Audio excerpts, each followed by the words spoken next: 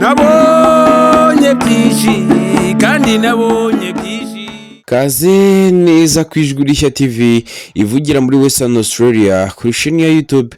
Muri kumwe na mugenzi Payiko, ngira ngo mbibutse no gukanda subscribe kugira ngo muzajye mukomeza gukurikira ibiganiro byacu byose tubagezaho. N'amakuru rero y'icyumweru cyashize cyangwa se amakuru yaranze icyumweru cyashize tugiye kubagezaho. Inama y'imigambi ku mihindagurikire y'ibihe COP29 cyangwa se COP29 yarashojwe, aho ibihugu bikize byemeye gutanga miliyari 300 z'amadolari buri mwaka, aho Antonio Guterres yavuze ko aya masezerano azaba inkingi yo kubakiraho.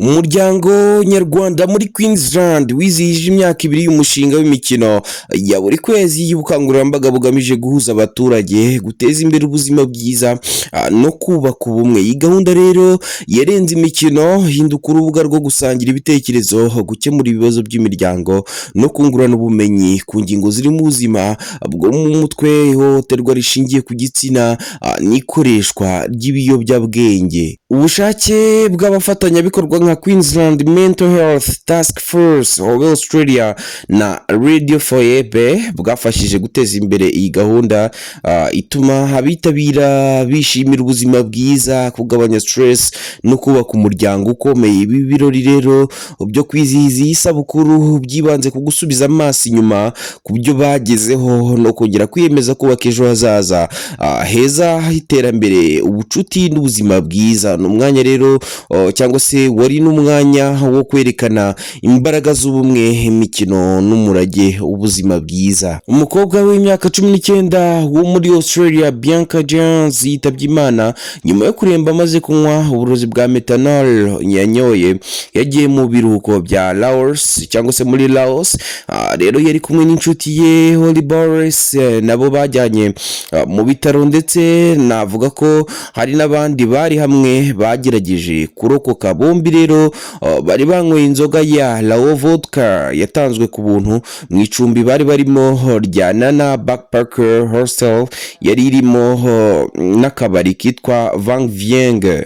Amakuru avuga ko abandi bantu barimo abadanish n'abanyamerika bapfuye nyuma yo kunywa iyi vodka. Abayobozi muri Australia rero n'abandi bantu batanze ubutumwa bwihanganisha umuryango wa Bianca n'abandi inzoga zangije. Umunyarwenya n'umukinnyi wa filime wo muri Leta Zunze Ubumwe za Amerika Steve Harvey yari ari mu Rwanda kuva tariki ya 18 Ugushyingo 2024. Kuva yagera mu mujyi wa Kigali rero yasuye urwibutso rwa Jenoside rwa Kigali ku Gisozi, aho yunamye inzirakarengane zazize Jenoside yakorewe Abatutsi mu 1994 hano mu Rwanda. Binyujije ku rukuta rwe rwa Instagram, Harvey yashimye Perezida Paul Kagame nyuma yo guhura nawe. Mu magambo ye rero yavuze ko u Rwanda ari igihamya cy'ubudahangarwa no kubabarira. Mu biganiro bye na Perezida Kagame baganiriye ku ngingo zirimo gushora imari mu nzego zitandukanye, harimo n'ibikorwa by'imyidagaduro. Steve Harvey w'imyaka 67 rero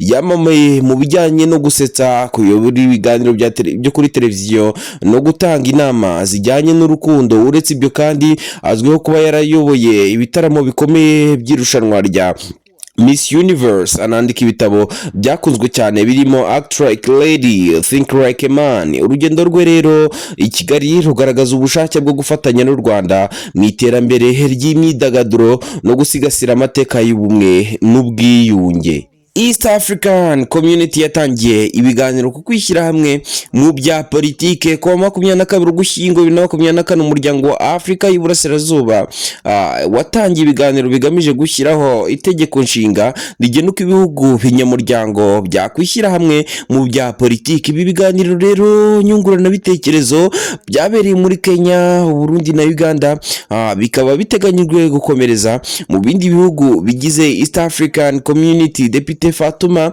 Ndangiza wo mu nteko ishinga amategeko ya EAR yagaragaje akamaro k'uyu mushinga mu gushyigikira ubumwe bw'akarere. Naha turangirije amakuru yacu rero, mukomeze kuryoherwa n'ibiganiro Ijwi Rishya TV ibagezaho. Mwari kumwe na mugenzi Payiko hano muri Western Australia, aho mudukurikiranira kuri channel ya YouTube. Mugubwe neza na hejo.